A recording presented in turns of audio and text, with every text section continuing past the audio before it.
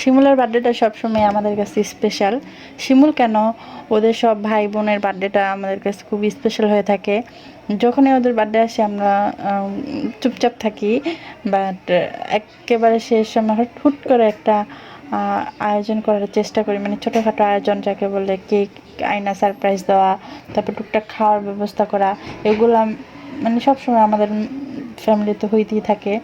তো আজকে তো শিমুলের জন্মদিন ছিল, তাই হচ্ছে সবাই মিলে শিমুলকে ছোট্ট একটা সারপ্রাইজ দেওয়ার ব্যবস্থা করতেছিলাম। এখানে হচ্ছে অনন্য, সিনথিয়া সবাই এই বেলুন টেলুন গুছাইতেছিল, আর হচ্ছে অন্যান্য লাইট নিয়ে খেলাধুলা করাতে ব্যস্ত ছিল। আর আমার মেয়ে হচ্ছে টিভি দেখবে, এই কাহিনী ছিল। আমিও একটু ওদের হেল্প করলাম হচ্ছে বেলুন সাজানোর জন্য। তো আজকে শিমুলের জন্মদিন, কিন্তু শিমুল মনে করতেছে ওর জন্য হয়তো আমরা কিছুই করি নাই। এই 12টা বাজে ওকে আমরা সারপ্রাইজ দিব, এর জন্য হুট করে রাত করে এই একটা ছোট্ট আয়োজন করার চেষ্টা করলাম।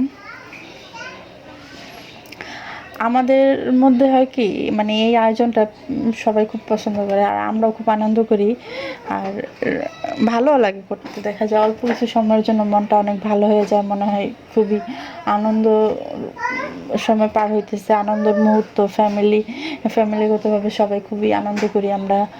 ছোটোখাটো জন্মদিন, তারপর যে কোনো সেলিব্রেশন আমরা খুব মানে কী বলে, যে কোনো সেলিব্রেশন আমরা সবাই মিলে একসাথে উদযাপন করি।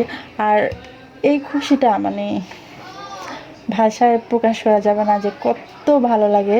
তো এই যে শিমুল আসছে, আমি ফোনটা ধরে রাখছিলাম, ওরা বোনেরা মিল্লা ইচ্ছা মতো হচ্ছে ফর্ম দিয়া ভূত বানিয়ে দিছে রে।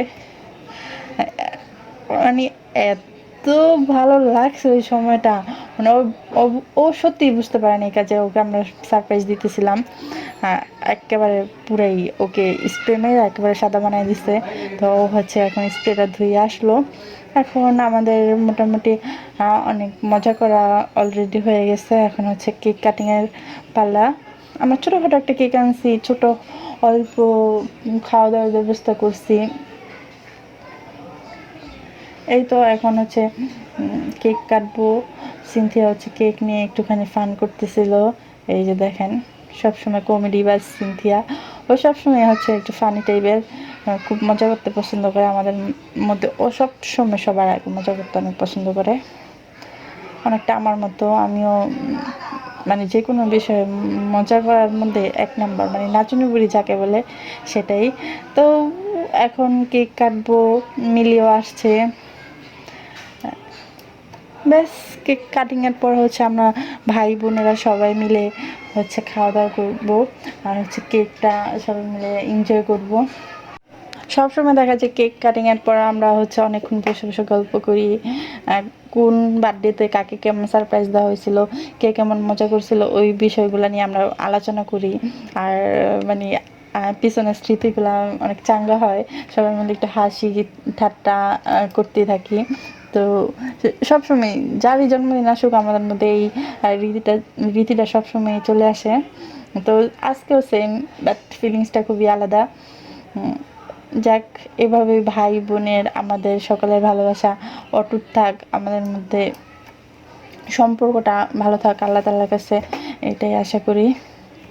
এই এই তো ছিল আজকে সারাদিনের অবশ্য রাতের ছোট্টখাট্টো আমাদের একটা ছোটোখাটো মুহূর্ত, যা আমি একটু ভিডিও করে রাখছিলাম আপনাদের সাথে শেয়ার করার জন্য।